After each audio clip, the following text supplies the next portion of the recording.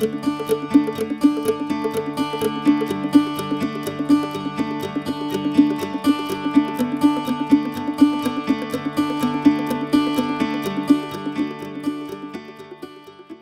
módulo 1 es crisis ambiental y climática, impactos en El Salvador, un planteamiento de la ecología política.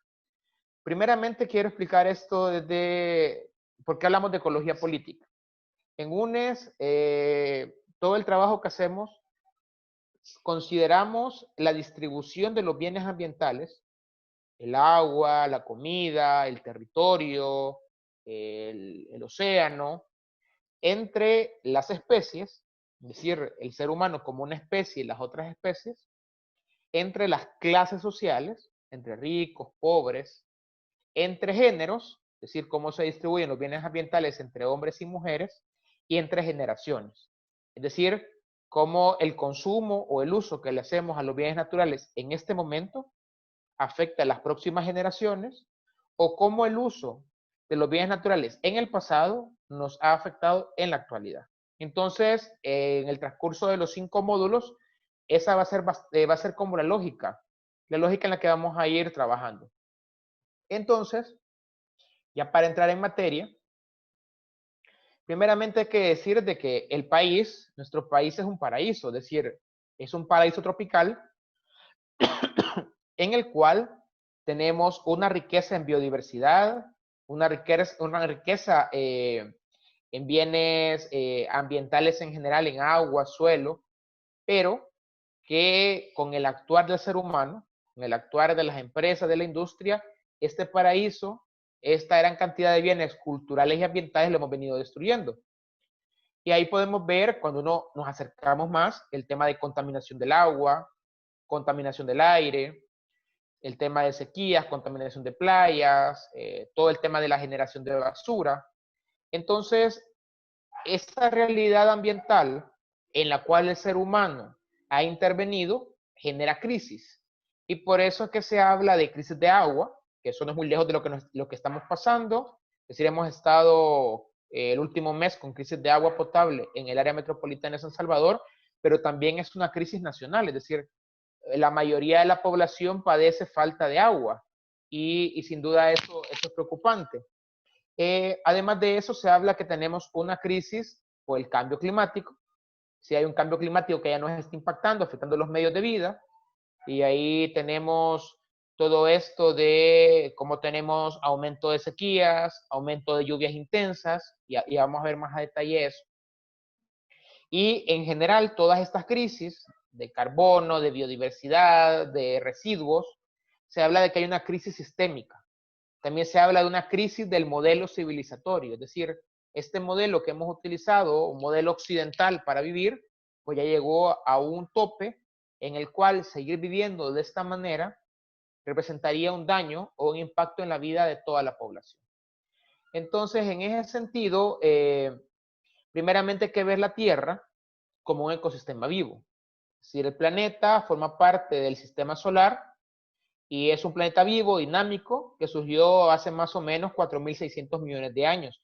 Y todos nosotros, los que estamos ahora aquí conectados, somos parte de ese ecosistema. Y lo que le pasa al planeta Tierra nos pasa a nosotros y nosotras. Lo cual, cuando uno mira la magnitud del planeta, pero además de eso, lo pequeño que es en comparación al universo, vemos la íntima relación que tenemos con él. Y nos damos cuenta que es nuestra nave espacial, es nuestra casa común, y si algo le pasa a la Tierra, pues nos pasa a nosotros y nosotras. Y ya decíamos que en sus inicios solamente existía una enorme masa de gases y partículas que giraban alrededor del Sol, y poco a poco se fue convirtiendo en lo que hoy conocemos como nuestro planeta. Entonces, recalcar eso. La Tierra es un ecosistema abierto en energía y cerrado en materiales. Entonces, del cual somos parte y tenemos que hacer todas las acciones encaminadas a proteger esta casa que es de todos y todas. Entonces, bueno, una vez transcurrida la etapa en que se formó el planeta Tierra, el primitivo planeta Tierra, se produjeron durante miles de millones de años cambios que modificaron sus condiciones, apareció una incipiente atmósfera, muy diferente a la actual, comenzaron a disminuir las temperaturas y presión que impedía la vida, y poco a poco la atmósfera se fue condensando y permitió que lloviera por la primera vez. Y obviamente estas lluvias fueron constantes y torrenciales, surgió los océanos y permitió que los primeros inicios de vida fueran hace 3.000 millones de años. Una vida muy incipiente a nivel celular. Entonces, este planeta tiene componentes que no voy a leerles esto, pero porque en la presentación les va a quedar, pero se los comento. Hay diferentes capas que conforman el planeta. Uno es la biosfera. La biosfera es la capa que conforma la vida en el planeta, todo lo que está vivo. Entonces, es una capa delgada, está en la corteza terrestre, y bueno, y ahí están los animales, las plantas, está esta relación entre estos seres. Vinculada a esta, y también digamos que permite que exista esta, está la hidrosfera. Entiéndase por hidrosfera todo lo que es la cobertura de agua en el planeta. Océanos, lagos, ríos, lagunas, mares, acuíferos. Y el 97% de esta agua es salada. Y el 3% de esta agua es dulce. De esta agua dulce, la mayoría se encuentra congelada en los casquetes en el casquete polar, polo norte y polo sur, en los glaciares de montaña, y muy poca es la que se encuentra como agua superficial, la que es de fácil acceso. También eso lo vamos a ver a detalle adelante. Entonces hay subsistemas en estas capas y ahí se puede hablar entonces de la atmósfera, que es la capa de gases, la hidrosfera que ya se las mencioné, la biosfera que ya se las he mencionado, la geósfera, que es la capa, digamos, de tierra, lo que permite que en interacción con la hidrosfera y la atmósfera se pueda generar vida. Y aquí también hay que mencionar lo importante, que está casi por desaparecer, que es la criósfera, que es la capa de hielos, que lo mencionábamos en el caso de Polo Norte, Polo Sur, algunos glaciares en algunas montañas forman la criósfera. Y bueno, la geósfera es la capa rígida formada por la corteza terrestre. Es donde interactúan estas otras capas y también permiten la vida. Entonces, esto es como de tomarlo en consideración. Entonces, cada uno de estas capas y la interacción que hay entre ellas, la relación armónica entre ellas, generan un sistema global que se conoce como Tierra, Gaia, Gea, y en ese sistema es que habitamos los seres humanos y realizamos todas nuestras interacciones. Y obviamente también en ese sistema es que tenemos la crisis que hoy padecemos. En ese sistema es que hay contaminación, en que hay mal uso del agua, en que hay daño ambiental, etc. Ahora, obviamente, estos sistemas son armónicos, son perfectos, pero es el ser humano en la interacción con los mismos que genera que los sistemas fallen. Y obviamente, como somos parte del planeta Tierra, eso nos afecta a todos y todas. Un primer ejemplo, para entrar ya más en el territorio salvadoreño, es el agua. En El Salvador tenemos una grave crisis del agua. Ya vimos que la mayoría del agua en el planeta es agua salada, un 97%, 97.5%. Es decir, no es que haga falta agua. Agua hay en el planeta, solo que es salada, y más o menos la misma cantidad de agua ha estado en el planeta los últimos 1.000 millones de años. El problema es el agua dulce para consumo humano doméstico, porque probablemente también hay agua en grandes acuíferos, pero no todo el mundo puede acceder a ella y generalmente acceden a ella para usos comerciales, industriales, más no para garantizar el consumo humano doméstico. Entonces, en ese sentido, en El Salvador, una de las primeras crisis vinculado a esto que hay que ponerle atención es la crisis de agua.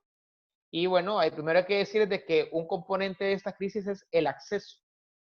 Somos el país con menos acceso al agua en la región centroamericana. Yo siempre que planteo esto digo de que es un dato antiguo. Se habla de que tenemos un acceso de 2.876 metros cúbicos por kilómetro cuadrado. Sin embargo, es el que yo ocupo porque en datos más recientes indican de que la situación ha mejorado. Pero si uno se va a la realidad en El Salvador, la realidad que hemos tenido en estos días en varias colonias y comunidades que no tenemos agua, o las realidades rurales que también no tienen agua, o que hay juntas de agua que trabajan fuertemente, pero solo logran dar 2 horas de agua diarias a las comunidades o a la población, pues entonces uno mira de que la situación no ha mejorado. Entonces, a mí los datos más recientes no me parecen tan certeros. Entonces me quedo con esta lámina, en la cual tenemos poca agua, poco acceso a agua. Entonces, en el caso de El Salvador es grave porque somos un país en el cual llueve bastante. Y por ejemplo, en este periodo invernal ha llovido bastante bien, o sea, ha llovido parejo. El problema es de que esta agua no está disponible para el consumo humano, es decir, llueve y se va en escorrentía y vuelve al océano y regresa al ciclo del agua, porque hemos deforestado tanto, impermeabilizado el territorio a tal punto que esta agua no se infiltra y no permite que esté disponible en acuíferos, en mantos freáticos, para poder utilizarla después. Entonces, vemos cómo nuestros mantos acuíferos van disminuyendo. Muestra de esto es que en los últimos 30 años todos los ríos han disminuido su caudal, la cantidad de agua que transportan. Y eso es bien complicado. Entonces, un primer punto es esto. Físicamente hay poca agua. Y ya vamos a ver más adelante que además está mal distribuida. Pero un punto de crisis es que hay poca agua. Y obviamente esto se complejiza considerando la cantidad de población que tenemos en el territorio nacional. Es decir, el promedio de personas por kilómetro cuadrado es 31 personas por kilómetro cuadrado en América Latina, pero en El Salvador, para el 2010, teníamos casi 300. Hoy, sin duda, al 2020 somos más de 300 personas por kilómetro cuadrado en un país tan pequeño. Entonces, esto es preocupante porque tenemos una gran carga ecológica, una gran huella hídrica, una huella de alimentos, y esto hace de que bienes naturales como el agua, que es la que estamos discutiendo, la que seguimos en el ejemplo, pues sea difícil que todos tengan acceso a eso. Pero bueno, esta cantidad de personas, con el dato del el acceso per cápita, uno dice, bueno, pero si son 2.876 metros cúbicos de agua por persona al año, es bastante, a pesar de que es el menor de la región.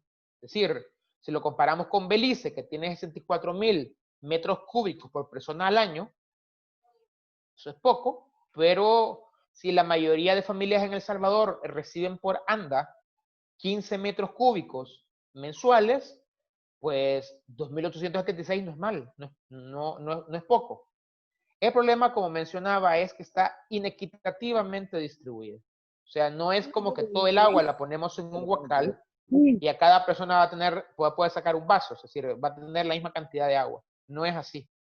La realidad es que hay personas que se quedan con grandes cantidades de agua y hay personas que nunca les llega. Hay comunidades que tienen agua a las 24 horas y comunidades que les cae agua una vez a la semana, 2 veces por mes. Esa es la realidad. Tenemos una realidad en que hay mujeres y niñas que tienen que dedicar 2 horas de su jornada diaria para poder llevar un cántaro de agua al hogar. O dedicar 2 horas para ir varias veces a una fuente de agua y llevar agua al hogar. Entonces, es parte del problema. Sin duda, la cantidad de población agrava, pero además está mal distribuido. Entonces, vamos a ver más adelante algunos datos, pero es increíble cómo el 70% del agua que cae en nuestro país se utiliza para agricultura, agua para riego, pero ni siquiera es para el maíz y frijol que nos comemos, sino que es para cultivos agroindustriales, el caso de la caña de azúcar, el caso de algunas vegetales o legumbres que son de exportación, en el caso del café, pero no para lo que comemos día a día en el país. Entonces, en la siguiente lámina podemos ver esta concentración podemos ver que la mayoría de la concentración de la población está en la parte central y occidental del país, y también ahí vamos a ver de que es donde también hay más presión ambiental, y obviamente en los puntos más rojos donde hay más población. Y se puede ver Luis como... Gonzalo. ¿Hola? ¿Había alguna pregunta? Bueno, seguimos.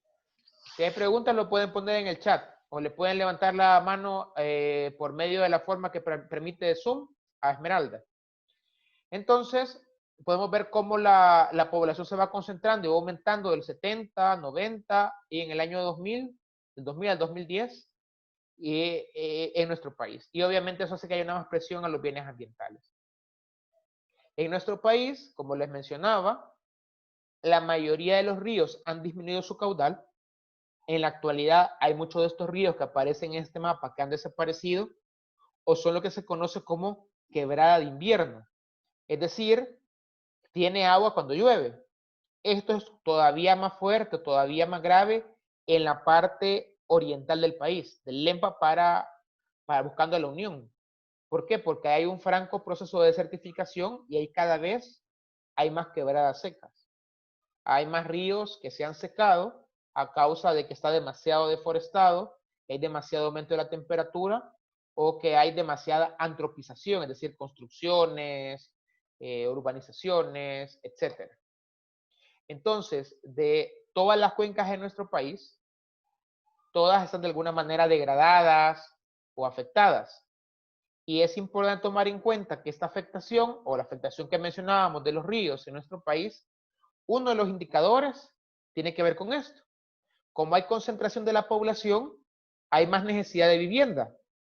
Y pues, quien construye, echa su plancha de cemento, o si se construye una colonia, se pone un montón de cemento, se deforesta, y eso hace que haya menos acceso al agua. Pero lo otro, también vinculado a esto, es la deforestación. Somos el segundo país más deforestado del continente. Entonces, en nuestro país, como se sigue utilizando los árboles como fuente de energía para cocinar, se sigue talando, pero además se tala para hacer ladrillos, se tala para poder exportar la madera, se tala para poder hacer colonias, para hacer casas, y hay mucha gente que incluso tala por deporte, es decir, por probar el filo del machete.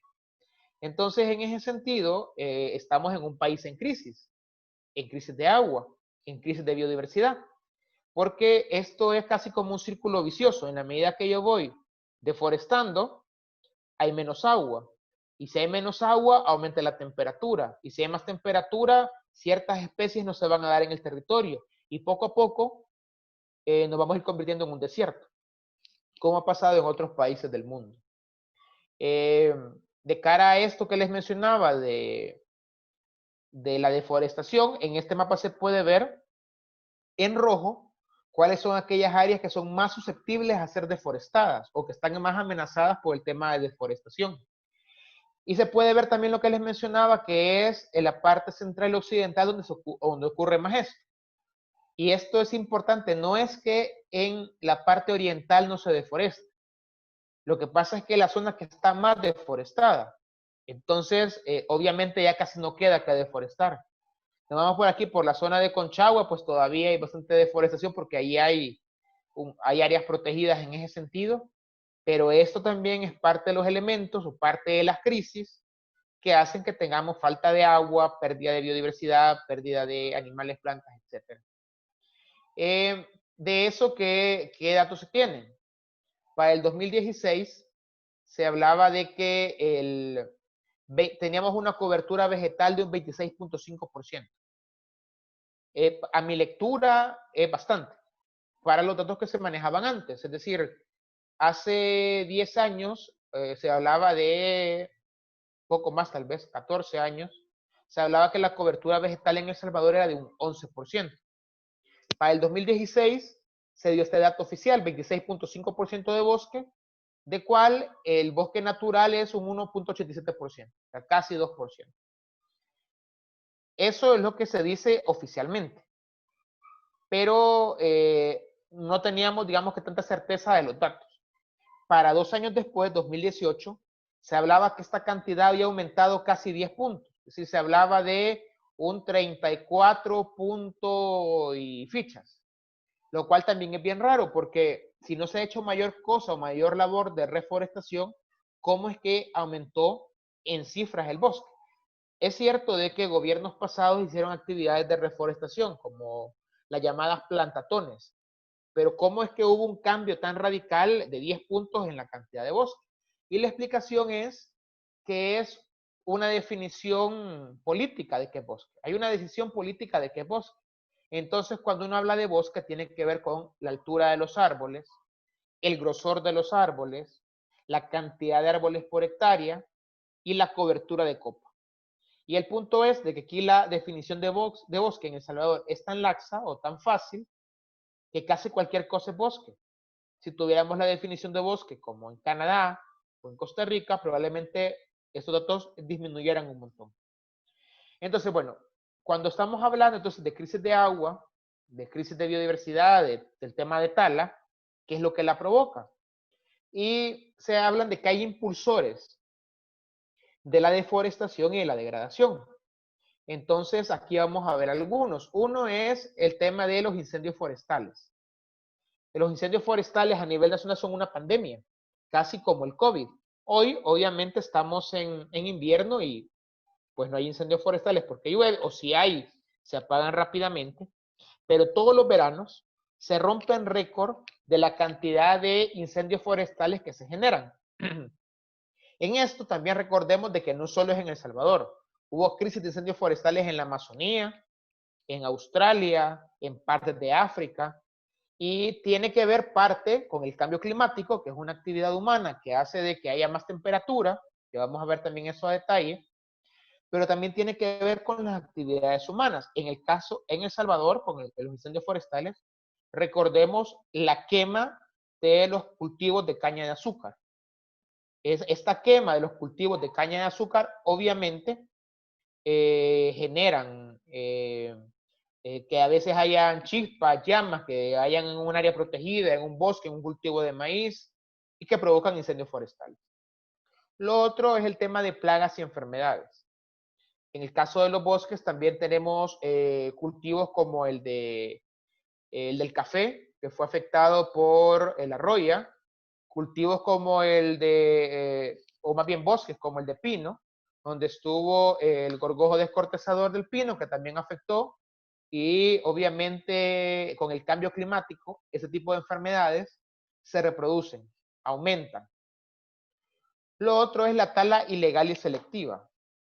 También eso podemos casi como catalogarlo como una pandemia en el aumento de corta de árboles, ya sea para vender, para hacer muebles, para vender la madera, para exportar, entre otros, ¿verdad?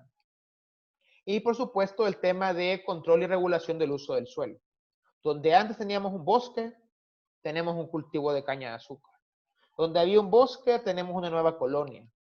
Donde había un bosque, tenemos ahora una zona para que el ganado llegue a comer. Entonces, estos son impulsores de esta deforestación y degradación que obviamente nos afecta a todos y todas. Entonces, hay que decirlo, para el caso de Salvador, nuestra cuenca más importante, que es la cuenca del río Lempa, está seriamente degradada. Aparte de todo lo que he mencionado, y algo aquí en El Salvador ya no tenemos minería metálica, también tenemos la amenaza de las empresas mineras en la zona fronteriza con Guatemala y empresas mineras en la zona fronteriza con Honduras. Y en eso ya hay contaminación que viene al río Lempa. Por medio de, en el caso de la minería más avanzada, la empresa minera más avanzada, que está acá en Asunción Mita, Guatemala, esta empresa ya está en una fase de prospección, de tratar de generar condiciones para explotar, y está liberando grandes cantidades de agua contaminadas en el río Estúa, que desemboca en el lago de Huija, y el lago de Huija, por medio del río Desagüe, llega al río Lempa, que es nuestra principal fuente de agua. El río Lempa, pues, es el 45% del territorio nacional. El río Lempa es el 60% del agua superficial del país. Del río Lempa se toma el 40%, casi 50% del agua que viene a San Salvador. Entonces es importante y lo estamos contaminando. Y bueno, y aparte de esto, una industria que no está prohibida y sigue funcionando fuertemente a nivel nacional, y también está, aquí quiero poner como ejemplo de esto de degradación, es la caña de azúcar, que también afecta a muchos territorios. Y es que con la caña de azúcar tenemos un oligopolio, es decir, hay una cantidad de ingenios que a nivel nacional convierten la caña en azúcar. Tenemos la Magdalena, la Cabaña, Jiboa, Chaparrastique, el Ángel, la Central de Izalco, y todos estos ingenios se quedan con la mayoría de la riqueza que se genera en la producción de la caña de azúcar. Pero esta riqueza se genera a costa de varios costos. Costos en deforestación, es decir, bosques que se talaron para poder sembrar la caña de azúcar. Costos en pérdida de biodiversidad, porque todos los animales, plantas, especies que podían ser medicinales o alimentarias, pues se pierden. Además de esto, todo lo que significa el daño que pueda provocar los incendios forestales. Todos los costos que implica el tema del uso intensivo de agrotóxicos, principalmente el glifosato, que ya ha demostrado que es un cancerígeno, es un químico que utilizan para madurar la caña, aunque es un herbicida, y pues acá se riega por avioneta, se riega por helicóptero, y con graves impactos en la salud. Y por supuesto, el tema del uso del agua. Es decir, yo les mencionaba que el 70% del agua a nivel nacional, perdón, el 70% del agua se utiliza para riego, específicamente el riego agrícola, pero de eso, sin duda, harán cantidades para el cultivo de caña de azúcar. Y acá hay algunos datos de algunas zafras de años pasados. Por ejemplo, para el 2014-2015 se hablaba de que se tenían más de 100.000 manzanas de cultivo de caña a nivel nacional, de los cuales 52.000 manzanas eran en la zona costera. Hoy se está hablando, todavía para datos del año pasado, de que son 120.000 manzanas de caña de azúcar. Entonces imaginémonos la cantidad de cultivo de caña de azúcar que hay a nivel nacional y la cantidad de agua que se utiliza. Entonces, según una investigación que hemos realizado, se plantea de que para el desarrollo de la caña de azúcar durante un periodo de enero a la primera quincena de mayo, se necesitan 525.4 milímetros por hectárea de agua. Entonces, esto más o menos es un volumen, es decir, de 5.254 metros cúbicos por hectárea. Es decir, es una gran cantidad de agua. Y esto considerando que se utiliza un uso eficiente del agua. Es decir, eso es lo que necesita el cultivo si se ocupara el agua precisa. O sea, con una eficiencia de un 100%. La realidad no es así. La realidad es que la forma en que riegan la caña de azúcar, que es con aspersión, a lo mucho podría llegar a una eficiencia de un 40-50%. Por lo tanto, esos datos pueden aumentar. Y aquí tenemos claramente cómo se cruza el actuar de las empresas, cómo se cruza el actuar de las industrias con la crisis que tenemos de agua. Y entonces, aquí vinculándolo con el tema de ecología política, y es un poco lo que les mencionaba al principio, estos bienes naturales que son de todos y todas, están concentrados en algunas industrias, en algunas manos, pero los impactos, los daños, sí se socializan entre todos y todas. Entonces, lo bueno se concentra y lo malo se socializa.